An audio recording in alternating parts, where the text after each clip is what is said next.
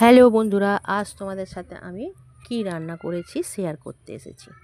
দেখো, এইটা হচ্ছে বেগুন ভাজা, এটা হচ্ছে মূলো আলু বেগুন দিয়ে একটা টক করেছি পাকা তেঁতুলের। এই যে এটা স্পেশাল রান্না। আর আছে ভাত, এ তো সবারই থাকে ধরো দুপুরের রান্না। আর এটা একটু স্যালাড করা হয়েছে।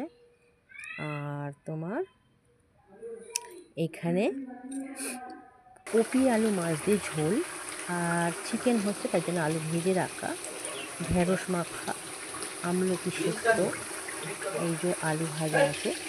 এবার চিকেনটা কষা হচ্ছে, কষা হয়ে গেলে আলু ভাজাটা নিয়ে মধ্যে দিয়ে জল ঢেলে একটু ফুটিয়ে নেবো, তাহলেই হয়ে যাবে। এখন কষা হয়নি, এই যে কষা একটু বাকি আছে, চিকেন কষা। আর টা টা কেমন লাগে।